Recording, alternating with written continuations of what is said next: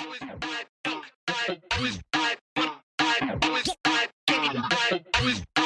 want to say something. A prize, motherfucker. Leave me alone. Go out west. Give me your phone. Blow it down. With that being said, what's going on, everybody? It's that ordinary podcaster with the extraordinary thoughts that tells you to stop being great and be extraordinary. I'm Demetrius Thigpen, also known as Meech Speaks, and welcome back to another episode of Talking Crazy. So, with that being said, you know what I'm saying? How I knew that I was really starting to blow up or start to pop off is so I have been following this person on Instagram for a minute. And I remember when I first saw her, like she was deadlifting. And then I went to her page and she had hair. Then she shaved it all off. And I was like, okay, all right, I hear that. G.I. Jane. You know what I mean? Like, I get it. And when she followed me back, I did one of those silent, like, yes. Because I knew that I was starting to get places when she followed me. Because I was like, oh my God, I know who that person is. So with that being said, ladies and gentlemen, with no further ado, let's go ahead and welcome Abby Rose to the show. How you doing today? Dude, I'm doing so good, and that was such a great opening. I've Really? never had anybody say any nice things like that before, so super grateful of that. And yeah, I'm excited that I started following you back, and I love everything you do. So super stoked to be here. Oh man, I really appreciate that. And what's so crazy about that is one, I'm really known for good openings. Like when I have a guest on the show, I want to get a guest some shit as if they about to walk out to. You know what I mean? Like if I was Like a red carpet. Yes, you know what I mean? I really want to welcome them on, you know? So that always comes from the heart and it's never scripted. It's always exactly how I feel about it. Now be advised, I have given some, all right, you know, I don't know who the hell this person is, but you know, he does this, that. So go ahead, ladies and gentlemen, welcome so-and-so or Dr. so-and-so to the show. And that was in like my early stages, but I think I've gotten a little bit better though. Yeah, you're doing great. Love it. So Abby, you know, how's your new year? Happy New Year. Yeah, Happy New Year. It's like it's here already. I mean, I live in Texas, so there was hardly any winter at all. So it's like doesn't even feel like we went from one year to another because there was no seasonal change. Really? But yeah, it just stayed warm. I'm like, this is great. I love it. I love it. Yeah, global warming, but yeah, we're dying. We're all dying, but it's cool. It's cool. We're at least warm while we're dying. You know what's so crazy is that somebody brought that up. They were like, have y'all noticed that it's, you know, December and it hasn't even snowed? And I was just like, I don't care. But then they were like, it's global warming. And I was like, oh, God, man, I honestly, look, I get it. Global warming is happening. I'm hoping that it happens when I'm an old man. All right, like, so that's not my problem. You know what I mean? I think we have some time. You see what I'm saying? Like, That I hope might that's be my wishful kids, thinking, grandkids but- problem. You know what I mean? I'm hoping that it's not. What's that movie called? Was it The Day After Tomorrow? Yeah, Oh my God, we're so fucked if that happens. We're so I fucked. know. Have you seen that other movie that just came out with Julia Roberts? That one's I feel like more likely to happen in our time. Really? If I have anything's- not. Oh, you Is gotta it Bird see Box? No, it's called Leave the World Behind or something Leave like that. the World Behind. I'm gonna look that one up. Leave the World It's a big Behind. controversial movie right now because it really could actually happen in some way. Oh, It's a cyber attack. Do you want me to tell you one of the parts that happened? yeah. Are go you ahead. do you get spoiled? No. Okay. Yeah, okay. I don't want to ruin it for you, but basically the cyber attackers, whoever they are, whatever country, they get all the Teslas to drive out of the dealership and block all the main roads. So you just see a line of white Teslas that are all crashed into each other and they're all blocking the main road so nobody can get in and out of where they're supposed to go. I was like, that I can definitely see that happening. So, oh my God, so it's gonna be like iRobot. It's kind of like iRobot vibes, yeah. You know what? Definitely. I honestly could see that actually happening. I'm not even about to lie. I Oh, could yeah. actually see that happening just because of how Yes. like technological we're like dependent on. You know what I mean? I hope Yeah. that's the right word, but we're so dependent on technology that I could honestly see that happening. Yes, it is. I'm a low key conspiracy theorist. Really? So yeah. I'm like very like it's kind of funny. I was in the military and I'd say I'm pretty anti-government. And my mindset has just shifted so much. So, but we don't need to get into all that. But I'm low key, yeah. I'm following all those conspiracy theories, and I mean, a lot of them have some undoubtable truths to them. So I've I'm read like, some, but I try not to stress myself out because the yeah. moment I'm one of them type of people. If I get a cold, I'm gonna Google it, and now I'm depressed. Yeah, You know don't what I get mean? into it. I don't recommend it. Ignorance is bliss. Just Yes, stay, yes, just 100%. stay peaceful and happy. 100%. Now, speaking of peaceful and happy, 2024. Did you have any goals this year? Yeah. I just actually wrote down all my goals, and like I actually kind of use Instagram as journaling. I'm not really as much like trying to get views and likes anymore. I'm more just kind of use it for me to reflect on and like look at my past. If it takes off, great, but if not, whatever. It doesn't affect me either way. But I wrote down that I want to be less attached, so I actually don't wear any makeup anymore. Really? Yeah, I actually gave up makeup at the end of 2023 because I left my makeup bag at someone's house, and she lived like an hour and a half away. So I had to go with no makeup. And I started getting used to myself in the mirror. And I'm like, you know what? Because when you first go no makeup, it's like, oh shit. Oh my God, who the fuck is that? Who is like, this person? You're ugly as fuck. Like, you have so many negative thoughts. You're like, what the fuck? You just roll out Right? of bed, you look tired as hell. But then it's because your eyes haven't adjusted to how you look without makeup. Yeah. And like without the filters that we all use and all the girls use and stuff. So yeah, no filters, no makeup, just me. That's one of my goals, I guess, is just to continue to stay naturally me and be happy with who I am naturally. Really? Now, Yeah. do you think like since you've like picked that goal up, like do you feel like it's made you like love yourself more? Like as far as like seeing yourself in the mirror and everything like that? Yes, yeah, I definitely think, and it's just made me save so much time. Oh my God, Yeah. I was like, I used to spend at least 30 minutes to an hour getting ready. It's kind of stressful. Is Like, it really like you gotta 30 minutes switch. though? Yeah, I was pretty fast, so I could get it into 15. But I'm also ADD, so then I'd be starting doing it, and I'll be like doing something else, cleaning, and then it could go up to 2 hours if I was Right. like not really focused. And so I'm like, God damn, like this is taking out a lot of time. So now I just roll out of bed. I used to have hair extensions. Yeah. And I used to get my fake nails done too. I don't get my nails done anymore. So that saves time and money. And I don't have hair extensions. I just roll out of bed and my hair is good to go. Just like this. Just exactly how it is. So it's a big game changer. I really try to convince other women now. I'm like, I think women should do whatever makes them happy. Like if 100%. makeup and all that makes them happy, then keep doing it, obviously. But like I do tell them, like maybe just try a day without it, and see what you think. Because Yeah. I used to think I would never be confident with just how I am, but I'm like super confident how I am now. You know, and this is so weird because like one thing that I try not to ever do is like tell like, say like, hey, you shouldn't wear makeup or you shouldn't wear makeup because one, I'm a man, and two, I don't wear makeup.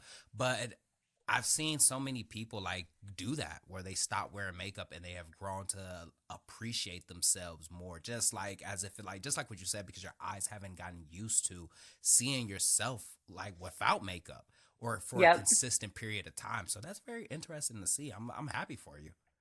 Thank you. Yeah, it's definitely a game changer.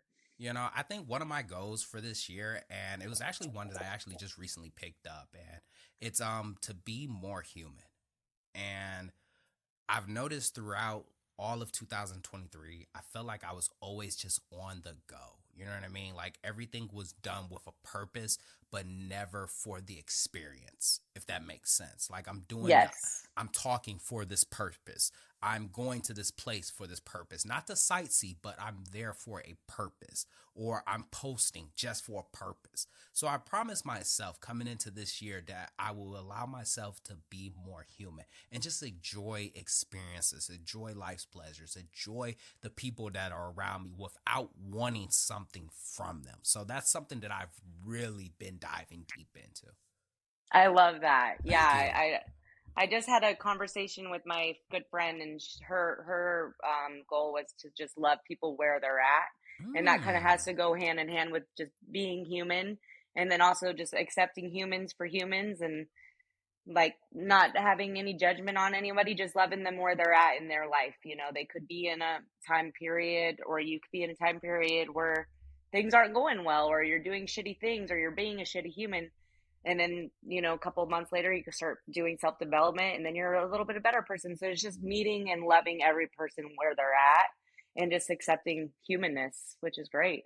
I love that. Absolutely. I actually love that. You know what I mean? Like, I know. I was like, that should that's be your a good slogan one. for That's a a year. good one. You know what I mean? Like, love people where they're at. Like, I like that. All right. Like, I'm I definitely. know. If you see me post something about that, hey, just act like I never even. No, I never told you nothing. You know what I mean? But speaking of, once again, thank you for being on the show. But I would love to learn just a little bit about you, because I remember the conversation we had, and you told me that you were a flight attendant, and that was just one of the many things that you have done. Yes, yeah. Yeah, I feel like I've lived like 100 lives. I mean, I've moved over 30 times in my life. I've met probably like, I would say like 1 million people. Like, it's crazy how many people I've met and have relationships with in my life, just from moving so much. And then I was barista was my very first job, Right. which kind of helped me out later in the road when I started my nonprofit, which was a coffee shop nonprofit. Wait, like at And then, Starbucks?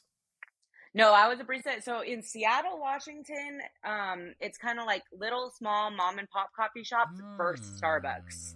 It's like a battle. Okay, I Like, hear that. like those mom and pop stores are like, fuck you, Starbucks, because Starbucks just takes over everything. Damn right So they do. people either go to Starbucks or they go to mom and pop shops. So I worked at a mom and pop shop. I'm more of a Dutch Bros type of person. I just Yeah. really want to just throw that. Oh, okay. Yeah, I hear so that kind of now. like that, I like hear that kind of that. vibe. That's where it's called Kelly's Lattes. It's a big coffee shop in Seattle. Well, it's in like a little suburb of Seattle, but it was dope. Like, they have good ass coffee. Right. They have everything. It was awesome. They trained me so well. It was really good first job for me. And that taught me like all my entrepreneurship like skills as far as how to run a coffee shop. And yeah, and then I was fucking killing it. I got hired on at this tanning salon. I'm working at the coffee shop and tanning salon and going to school. Mm-hmm. And I've always been a hustler. Like, that's one thing about me. I have a very high work ethic, and I love to work hard. Kind of so hard that I burn myself out, but hey, 100%, I've been that's there. just how I am. But yeah, so I was managing the tanning salons. I was like, I had a company car. I'm 18 years old. I think I was like 19 at this time. I had a company car. I got a company cell phone. I was making commissions from 5 different tanning salon locations. So I'm making way more than anybody normally my age would make. And then I had what I now know. I didn't know then, but it's called a manic episode. Yeah. Which is like basically like a Britney Spears moment. I don't know if, yeah, when Britney No, Spears shaved her yeah. head, I had that happen to me actually. Really? At Yeah. 19? I think I was 20 when it happened. Really? Yeah, and it's pretty crazy.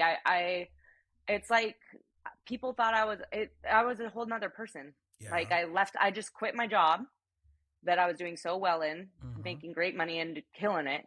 Quit my job, moved to Vegas, then I moved to California, and everybody I met thought I was on drugs. Mhm. I was had a full blown manic episode where it's a chemical imbalance in your Mhm. brain that you're just not yourself, not you at all. Like, and every person who's bipolar, it's called bipolar, but I didn't know then. Yes. I just thought that I was like, I don't know, stressed out or something, like, and I don't remember most of it. So yeah, so that's been like a big thing in my life, because I actually got diagnosed as bipolar while I was in the Marine Corps. Because it was in the Marine Corps, I had not a full manic episode like that, but like I did kind of have like a little manic episode, but with depression. Yes. And so I had to go talk to them, because I was like, I mean, I don't even think I talked to them. Someone sent me in because I was so down. And yeah, they diagnosed me. They said you're bipolar. I mean, if you've had this happen when you were 18, usually you have about one huge manic episode in Yeah. your life, and then after that you have little mini on and off Mhm. episodes from there. So yeah, that's me in a nutshell. This is a crazy bitch. No, and I applaud you first and foremost. Thank you so much for even sharing that. You know what I mean? I appreciate the transparency. My next question is that do you know what triggered your first manic episode? No, I don't. I was going through a lot of stress. Yeah. I mean, my grandma, who I was really close with, was dying. My brother was starting to get into drugs, and he was like stealing stuff from my parents' house. My parents were going through a really bad divorce. I was going through a divorce. So it was like a compound So of emotions. I think it was just so much stress. And then I'm just kind of naturally like already, I mean, it's genetic. So I already had it. And then I think that just kind of like the water was boiling. Yes. And then it just started boiling over in the pot. Yeah. Holy crap. Now, I know. from tanning salon, now Yes. we're going into the Marine Corps. No. So tanning salon, manic There's episode. more? No, yeah, there's Oh more. I my did God. tanning salon, manic episode. Took about a year off of Right. work. I lived with my family. They helped me get my head on straight. They didn't know what the fuck was going on. Like, no one knew about mental health back then. Yeah. So like we were just like thought it was just from stress. Like, Yeah. so we just tossed it up to stress, and I just lived with them for a while and got myself back together, and then I became a flight attendant. And then that was great. The best job ever. Right. Loved it. And then after that, I just wasn't getting paid very well. When you're a new flight attendant, you don't really make very much money. And I wasn't surviving. Like, Yeah. I needed something a little bit more. I was like living with roommates and still barely getting by. It was just like, it's just like a fun travel job. It's not Yeah. really like a sustainable job. Unless you stick with it for a long time. I don't want to like 100%. some flight attendants are killing it out there. So I don't want to like say that about all flight attendants. And then I became a personal trainer at a gym, got my personal training certificate. Did that for about a year. I'm old, not old, but I'm old enough that I could have done Maybe all you were this. like around the same age then. Yeah, how old are you? I'm 33. Oh, you're older than me. Well, don't say it I like just that pass now. a lot. Yeah, Don't so you're say it old. like that. Don't say it like that. Old. You're 2 years older than me. That's not a big deal. Oh God, thank you. I thought So we were in at the same time. Yeah. More than Where likely. where were you stationed when I was in? My first duty station was California. So when did you join? Oh, you're lucky. 2017. Okay, so no, I was in California. That was my second Okay. time in California by that time. Yeah. Oh, hell so, yeah. Yes, but you would have been in Pocus.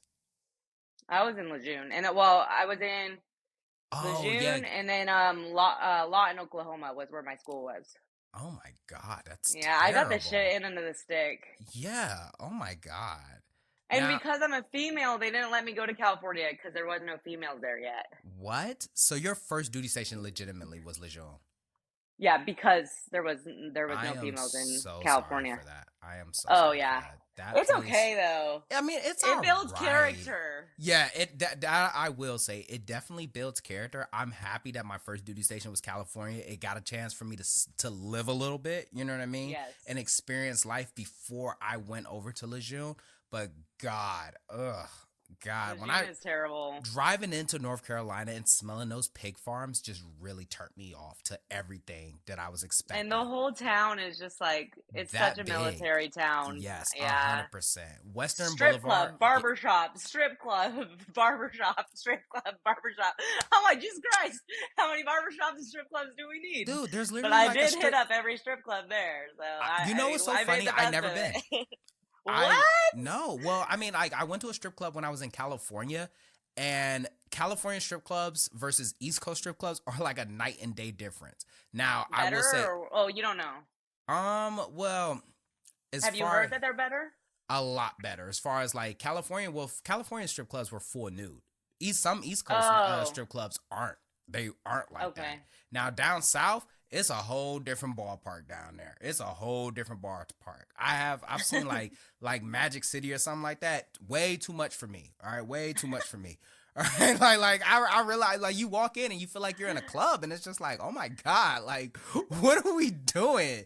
Like this, it feels like this is like P Valley. Like oh my god. But For I got real. a chance to like see a little bit. But to be honest, the one like Toby's, you know Toby's. I know Yeah, it's a yeah, oh yeah. I know it's a historical monument, but I think I've never been. I've never been there. Oh, it's a shithole. I mean, Really? but it's fun. I mean, I fell in love with a girl stripper there. She had Really? when I was in the Marine Corps, I dipped Copenhagen. And this girl, Ugh. I know, I was disgusting. And this girl, she was like a hot Australian woman, and she had a Copenhagen tattoo Yeah. on her leg. And I was like, yes, that girl, you know, like you don't ever see girls. Well, at least I didn't really see girls while I was in. So, and I like girls a lot. So I was like, yes, this is it. I felt like I was just one of the guys. Like we all went there. It was like, yes, this is the only time we get to see girls. This is so great. Oh my god. So we had a good time. Yeah. Now, speaking of being like one of the guys, I remember when you shaved your hair. Your MOS. What was your MOS when you were in? Yeah, so I was an 0811 artillery cannoneer. It's like Hear that. a big 4-string howitzer go boom. cannon thing. Yeah. Yes. What made you go into that? Well, I wanted to go into tanks. That's what I thought I was signing up for because I was like, I saw a tank. I'm like, I heard there was no females that had ever done tank. I'm like, I could do that. I mean, hell yeah. But then they put me in artillery. I didn't know what artillery was. Right. I had to Google search it right when I got out of boot camp. They were like, yeah, you're artillery. I was like, okay.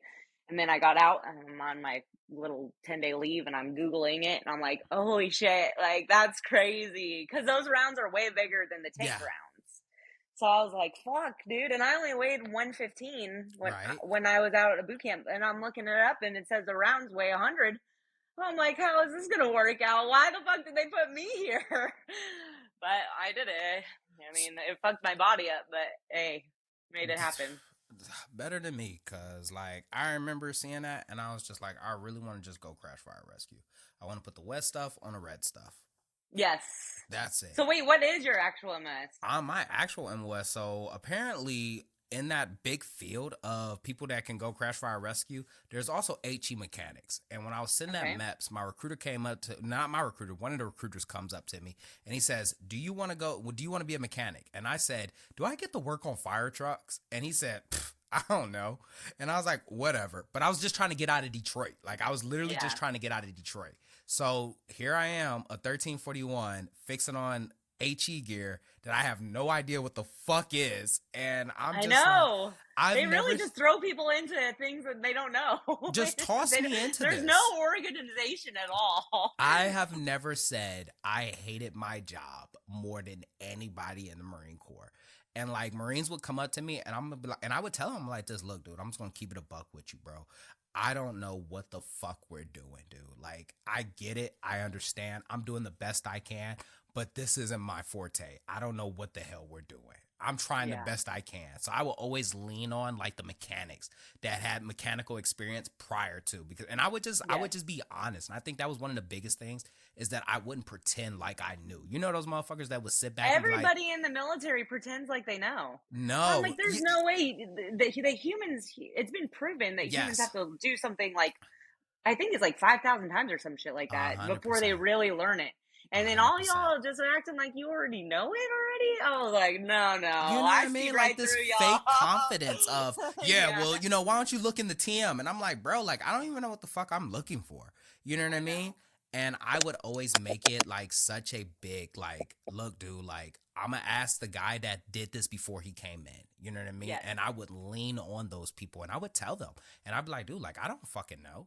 You know what I mean? And I would be like, but I will try my best to figure it out. But I'm gonna go out there and get electrocuted. I'm gonna just be honest with you guys. So I got better at being like a people person and being able to manage everybody. I got really good at that. That's cool. That's cool that you were able to notice what your strengths and weaknesses are and not let other people try to push you into a box. 'Cause 100%. I felt like, unfortunately, I wasn't as, good at that, and so I kinda did just kinda let whatever people told me to do, I would do the best I could. But I mean, hey, like, yeah, I was really good at passing tests, but my long-term and short-term memory isn't the best, so I Yeah. would struggle with, like, okay, I just learned all this and I just passed it on a test, but, like, now I have to actually do it, and I really don't Hmm. know what the fuck I'm doing. Yeah. And I would try to be honest, but, like, if you say you don't know what you're doing as an 0811, they're like, "Oh, are you fucking kidding me, you Yeah. motherfucker? You're such a fucking piece of shit." I'm like, so I would just try to, like, do the best I could and, like, act like I knew what I was doing, and sometimes I'd get it right, and sometimes I'd get yelled at, and I was like, "Okay, that's all I can do. I did the best I Dude, could." like I tell you, man, like it's one of those moments where it's like either you fake it till you make it type of deal, but it's almost like I feel so ingenuine. You know what I mean? Yeah. Like to sit here and try to pretend like I know what's going on. And my biggest fear is that I'll get called out for some shit like that. You know what I mean? Yeah. So I would always either A, try to figure it out, or B, I would just be 100% honest and I'd be like, look, I don't know. I don't fucking know. We got to figure this out. And Yeah.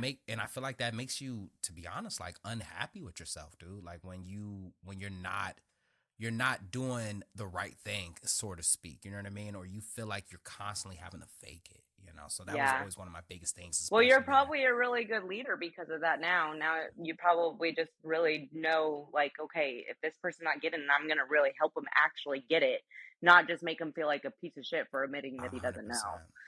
So that's cool. I like that. That's at least, I hope you're like that as a leader, No, I swear Yeah. to God I am. I swear to You God better I am. be. Oh my God. You Next you better know, be. I get a caller that says, he's not like that. He's a piece of shit. Like, no, I swear to God I'm like He that. yells at me every day that I don't know something. God, I hate So. that guy. But with that being said, so first female artillery, yes? Yes.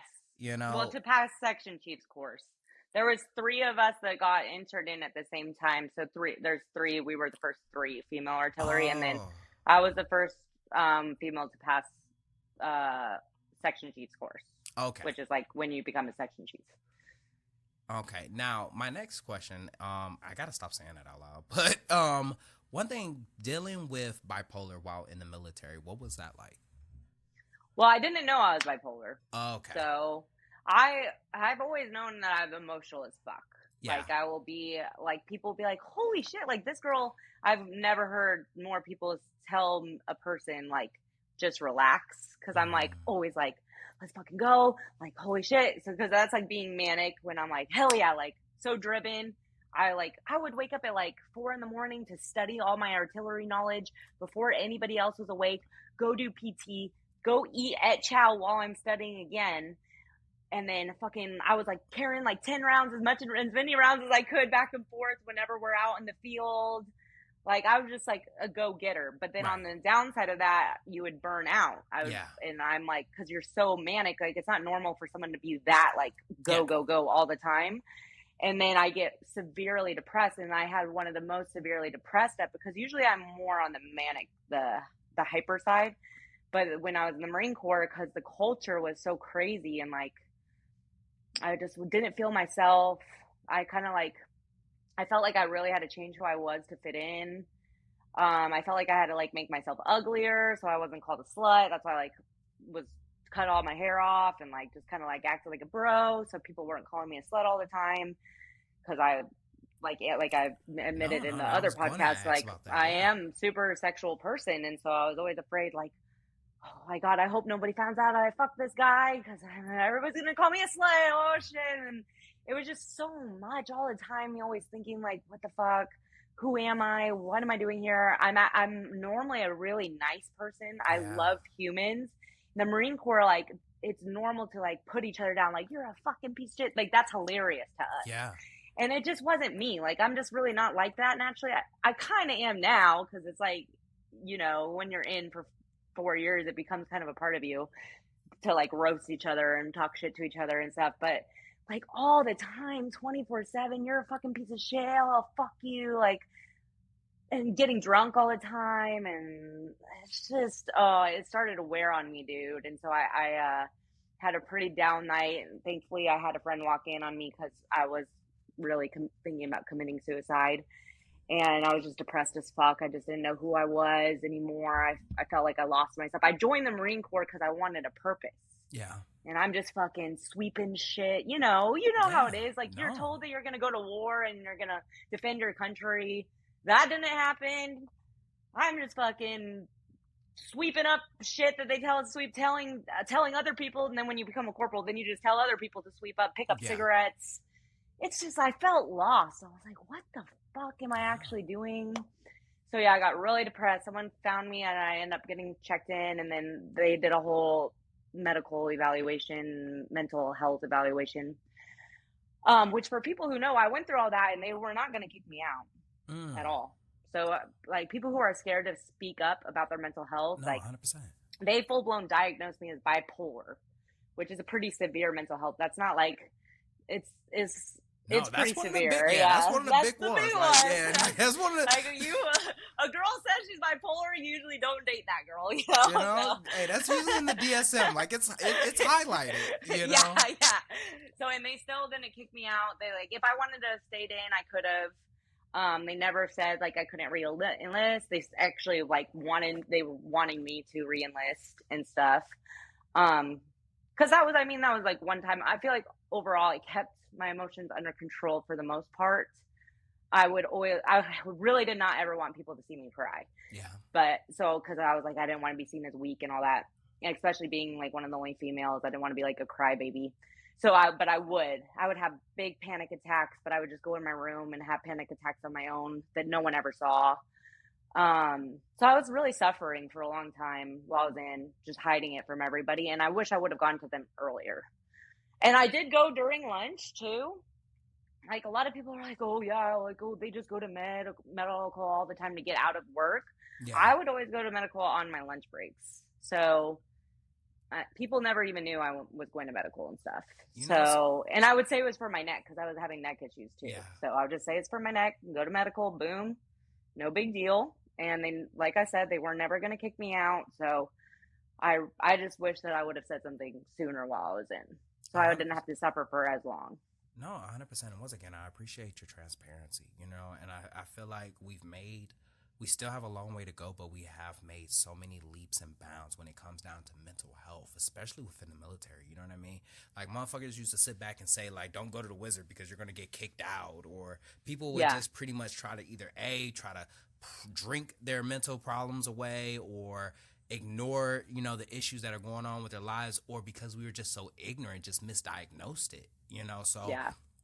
I applaud you just for going and seeking help, because so many people don't do that. You know what I mean? Like, they don't do that, and then they try to do it when they get out, or they try to do it years later, and it's like, fuck, if I would have done that earlier, then I probably would have. So that's, man, I can't even tell you. And I honestly think you have to be responsible for your mental health. 100%. Like, it's almost like it's not okay to not reach out. Actually, that's on you. Yes. Like I didn't reach out for a long time, and that's on me. Like, I should have reached out earlier, because mental health affects more than just you. It affects your friends and your family. So if you're not managing your own mental health, then that's not good. Like, you have to manage your own mental health, and it does take work. You have to find the right meds. People will try meds and it doesn't work for them, makes them a zombie or whatever. I had to do that too. I had to go through like 3 different meds, and now I'm finally on meds that don't make me like a zombie. I feel this is the closest to normal I've ever been my whole life. But I'm in the longest relationship I've ever been. I'm in going on 3 years with the same guy. That's Congratulations. Big for me, yeah. Because I'm not normal, but I'm more normal because I've actually sought help for my mental health. I see a therapist. I do the hard work that it takes to be in control of your mental health. So, 100%. And that is your responsibility. I really believe that. No, and I completely agree with you. But now, as we transition, man, like, I really want to know, speaking of transitions, just what was life like transitioning out of the military? Pretty rough for me. I was with my ex. We met in the military, and we were best friends for the whole 4 years that we were in. We dated for about like a year of that. We were living together in the Marine Corps. Everything was good.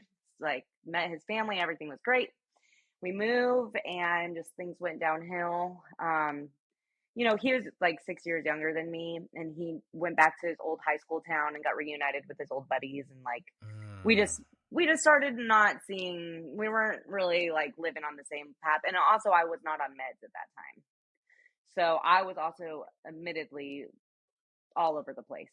I yeah. mean, with the transition of moving, I was crazy, like, and he got the brunt of it, and so I just knew it was becoming an unhealthy relationship, so I decided to leave, but we were living with his dad, Yeah. so we didn't have rent. I had started my nonprofit while I was in the Marine Corps, Mhm. and I had just opened the coffee shop, which I had sold my car and basically wiped out all my savings to invest in starting the coffee shop. So I had literally $0 in my bank account, like not even $1 in my bank account, and I wasn't paying rent, and I didn't have a car, and I didn't have family. I am pretty prideful, and so I didn't want to reach out to my family either for help, which I really wish I would have going looking back. But so yeah, I got my ass to work, and Right. that's when I was like, you know what? Like, you got the body, you paid for fake boobs a long time ago. Like, you're good at dancing, you're really sociable. You need money right now. So I started stripping, and stripping was fucking horrible, literally. I would not recommend it. But I am glad I did it because um it got me out of the hole that I was in. I was able to pay Right. my first. I mean, I made money for my first month's rent and to buy a new car within 1 month. So yeah, I applied everything from all my life to like I put everything when I do something, I do it with 110%. Yes. So I started taking pole dancing lessons to get good at the dance moves.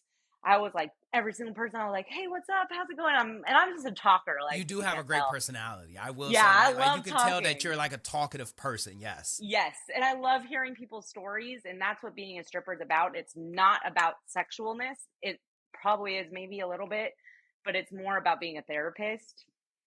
And I was good at like going and sitting next to a guy and letting him spill his whole life story and giving me $100 an hour or whatever Really? just to tell me his life story. And then he got to see my boobs, which is a plus too, because you walk around with no shirt on. But really, the guys are there to talk, for real. Really? Yeah, at least in my case, they wanted to talk to me. Yeah, Wow. yeah, I feel like just there's always just this one big misconception, and I think that is just has a lot to do with just the overall ignorance of just that realm of things. Because to be honest with you, I wouldn't even know that. You know what I mean? Like that a lot of guys go in there to talk. You know what I mean? Which I yes. can definitely see. You see what I'm saying? Like them just opening up. And do they open up a lot? Oh my god, yeah, they're drunk.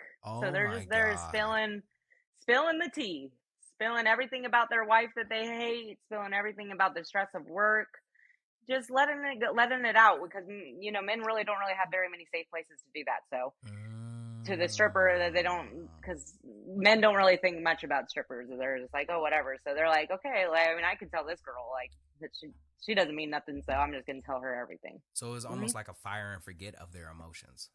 Yeah, Wow. yeah, definitely. But then also you do get a lot of drunk guys that are just disgusting as Yeah, fuck, I can and that's imagine why that. I stopped doing it. I think I only did it for like 1 or 2 months. I can't even remember. It's kind of all a blur because I was like, I hated it so much. And then I realized you could do basically stripping online and you don't have to Mm. deal with drunk guys. And it's the same thing. They're just all typing to you their life stories and talking to you. But you're just doing it like exactly like what me and you are doing right now. Except Really? you're naked. And I like being naked. So I was like, okay, I can be naked. I can listen to this guy's story and I can get paid for it. And I don't have to deal with him being disgusting and being right there in front of my face. And Oh my. if I don't like him, I just press that little X button and bye, Felicia.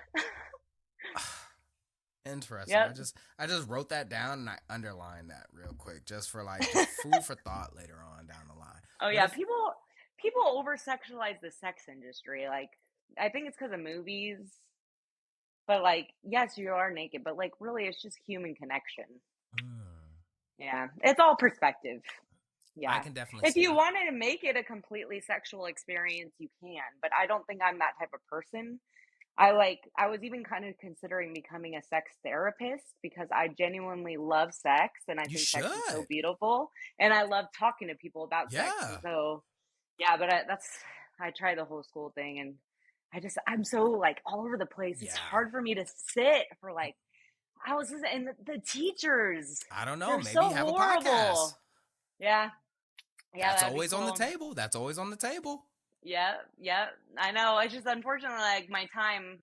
I'm a very big family person. I Yeah. love spending as much time with my family, and like my job, I work about 2 to 4 hours a day, and then the rest of the time I have with my family, and I love that. Mm. And I don't really want to like keep adding more yoga. I'm gonna add yoga, which I actually just got a email from Lifetime saying that they want to do an audition. So An audition hopefully for I get what? it, to become a yoga instructor. Oh, for I them. was like, what a movie. Oh my God. Is it like the Blind Side? Jesus Christ. No. That I do want to get into acting one day. Really? I think it'd be so fun, yeah. Now, if you But- don't mind me asking, just what was one of the hardest transitions from military to stripping now to online? Like, what was one of the hardest transitions? I would say the hardest was like all the backlash I got from my ex about becoming an online girl, like an online Yeah. creator, an OnlyFans girl or whatever that we're called. Is the proper he, term like- spicy creator? Like what's the proper term so that way I can I use don't the right know. word? Oh, I say the industry, the adult industry. I'm in Okay, the I adult hear that. industry, yeah. Because there is OnlyFans creators. There could be on there playing the piano.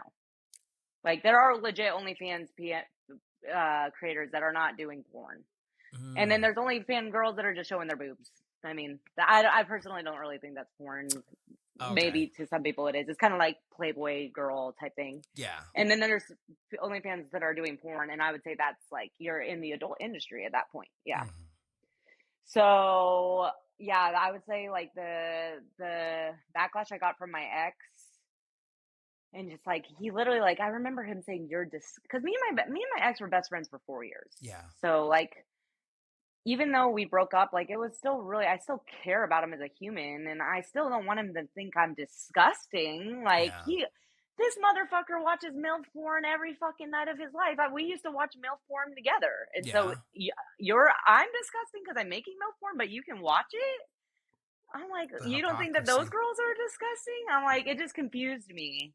And he's just so simple-minded. He's from a real small town. It's like real Christian conservative. Oh dear. You know, God. and just people don't get it. And I get it. Like, it's not for everybody. And like I said on the last podcast, I'm glad it's not for everybody because it's what makes it so taboo. And then Yeah. that's what makes it like do well for us because we 100%. get sales because people are like, oh, this is bad. I shouldn't be watching this. I talk shit about this girl online, but I'm going to go watch her right now, you know? So it's like, I'm glad that it's such a taboo thing. But it does kind of make me sad at the same time because I'm so much more than my job. Yeah. And I think that the job it's definitely not for everybody. But like Angela White, she's a famous porn star. That woman was made for that. She was made for it. She is so good at it. She loves sex. She's so good at talking about sex.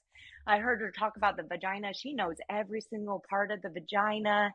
She knows exactly how to explain how to give an orgasm. Like if you She's can like the just Tom see Brady of that porn.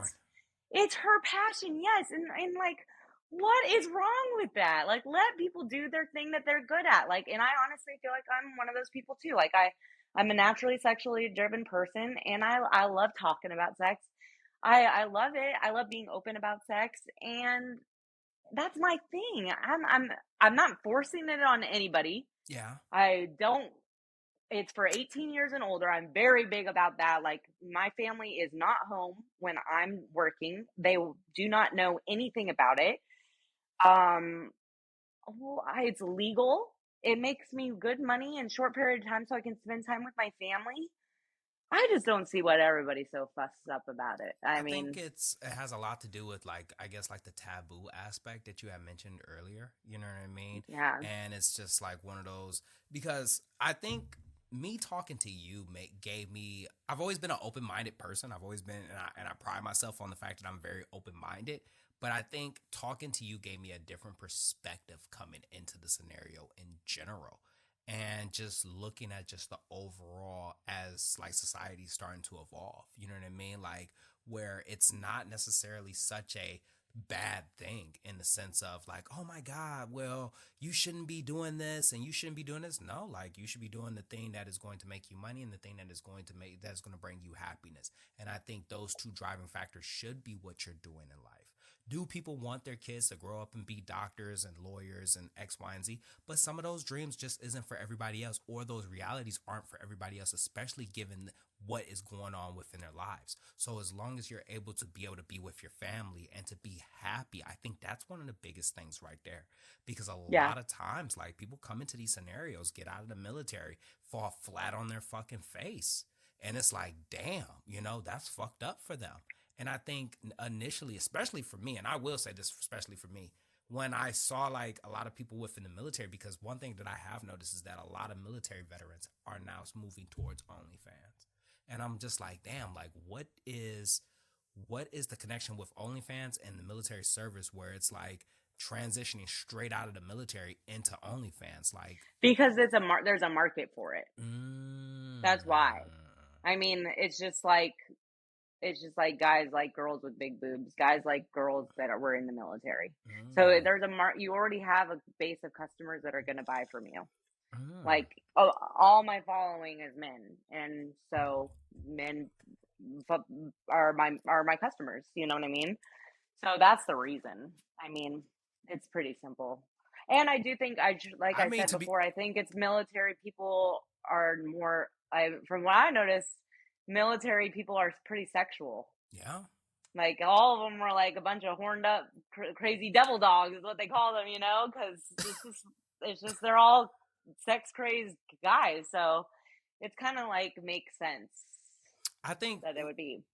Or no, and I don't mean to cut you off. I think like just like what you said, like it's actually like very simple. Like because you see a lot of and usually the ones that do it had a big following prior to. You know what I mean? Like, and it's just like honestly, I mean. It is a no-brainer. You know what I mean?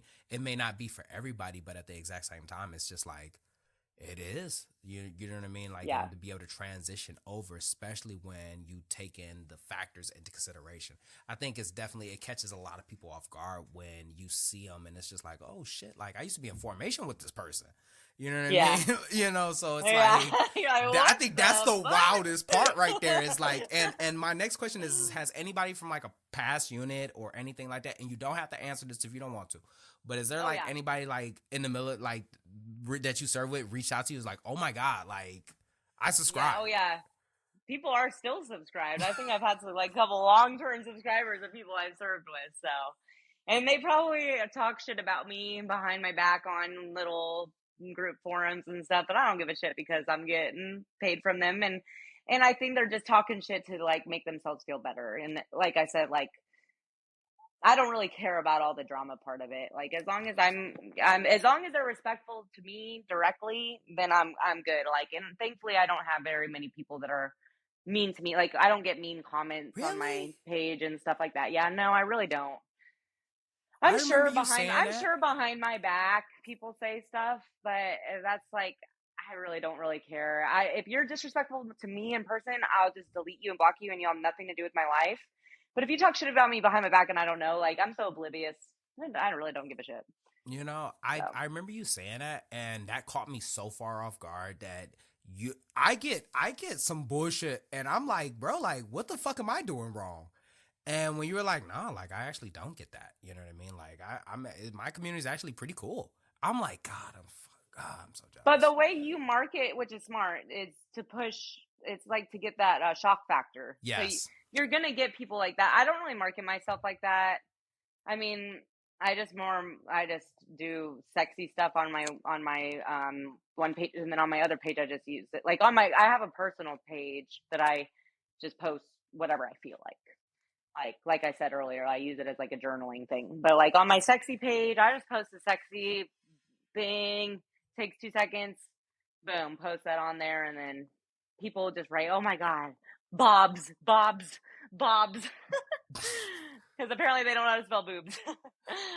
But Yeah. but with that being said, as we come to a close of this episode, one last question that I do have for you is just, could you tell me about your nonprofit? Yes. So I started a nonprofit in 2019. As it's a coffee shop, or was a coffee shop. There was a lot of drama that happened around everything most really recently. But it actually worked out for the best. But long story short, we were a coffee shop that was similar to like a Starbucks. You drive through, get your coffee. We had blended drinks, all the things. And then you could drop off your clothing while you're getting your coffee. And then we would take your clothing and then we would bring it to the homeless directly. The coffee shop unfortunately had some employees that were kind of like scamming. It was really sad actually, dude, because they made a GoFundMe using the project's logo and name to raise money for themselves. So I had to like shut the whole. It was horrible. I had to shut the whole thing down. The actual coffee shop was an hour away from where I lived, and they were running it for me, and they just took advantage. Yeah. So yeah, it was really sad. But we still do the outreach. So we go out every 2 weeks for clothing donations. Now we just have people bring the clothing donations to the outreach, like where we actually go, and so they actually will hand the clothes to them directly. And then we got a bunch of yoga mats donated since I just got my yoga certification. So someone donated like 15 yoga mats. So we're going to actually teach the homeless yoga. We're doing that actually this Sunday. I hear that. Yeah. So they're super excited. I told them about it last time. I'm like, hey, we're going to come in and teach you guys yoga. Do you guys want to do it? And they're like, yeah, totally. So we're going to bring them bananas, apples, water, healthy little snack, teach them some yoga, spend some time with them. And that will be the new restructure now that we shut down the coffee side of things. It's going to be focused on a more healthy route, giving them healthy snacks, teaching them yoga, teaching them breath work, meditation, stuff like that. So, ooh, I love should that. be good. I love that. Definitely. But, oh man, that's so cool. You said it's in Texas, yeah? Yeah, Houston, Texas. If anybody wants to come volunteer, Houston, me and Texas. another OnlyFans girl do it every 2 weeks. So Houston, Texas. If I'm ever there, I would definitely look up for the yoga situation. awesome. Yes, that'd be great. And we always need volunteers, and we always need clothing donations. And we also have an Amazon wish list where you can donate like toothbrushes, deodorant, hairbrushes, all that stuff, and we bring directly to them. Absolutely. I love that. But with that being said, as we come to a close to this episode, is there any last final send-offs before we close out? Yes. The only thing I do want to say, I kind of feel like I might have glamorized sex work a little bit, just because it's been overall a pretty smooth experience for me. And I think I was kind of like wired for it. It is not so glamorized and smooth for everybody. It does take a big mental toll on a lot of women and men. It's also really hard to make it in the adult industry. It's not as easy as just showing your boobs and you make money. There's a lot of like, there's a lot of entrepreneurship that you have to put into it as far as marketing, filming, promoting, customer service, following up, setting it's prices. almost like content creating, like for real. Exactly. Yeah. So I just want people to know, and that it will always be on the internet. Thankfully, my parents are very supportive, but I know there's girls, they did it and then their parents found out, and like it was the end of the world for them, or like their kids found out, and like that was the end of the world for them. Like it can be really, really hard on a lot of people. I've heard a lot of really bad stories. I'm in the mindset that, if like anybody, like my ex found out about it, I had to deal with that. And that was hard. Thankfully I don't let things get to me too badly, but I did go through a little bit of a depression after that. And then when you're depressed, you can't really work, because being a sex worker has a lot to do with your mood. Like if you're not in the mood, it's really hard to make money. So if you're depressed, like I'm sorry, but you're not going to really feel like doing what you need to do to make money. 100%. So there are a lot of lows about being a sex worker, and I don't want to glamorize it at all. I also don't think like super young women should get into it. I think that it's for adults. So I really don't really think that you just get out of high school and get right into it. Like, go experience other life. Like, it's called the adult industry for a reason because it's for adults. And really, like, if you're a young person in it, and that's going to be the types of guys that you're getting are guys that want like younger girls, and right there already is a lot of red flags. So I mean, I'm 31, I'm a woman, and I get men that want women, a grown women. So yeah, I don't want young women to think it's just something that you should just jump into. It definitely put a lot of thought into it, and definitely have other experiences first before you go into it, I would say. Oh, I love that, and I really Yeah. appreciate just the time and energy that you gave today. Thank you. And just like that, another extraordinary thought left this ordinary mind. I hope you enjoyed this episode half as much as I enjoyed making it. Don't forget to head on over to your favorite streaming platform, whether that's Apple Podcasts or Spotify Podcasts, and leave this podcast an honest review because this podcast deserves to grow just as much as we do. Also, don't forget to head on over to TikTok or Instagram and follow me at Meech Speaks. That's right, Meech Speaks. Meech is spelled Meech. Stay motivated, stay healthy. I'm out.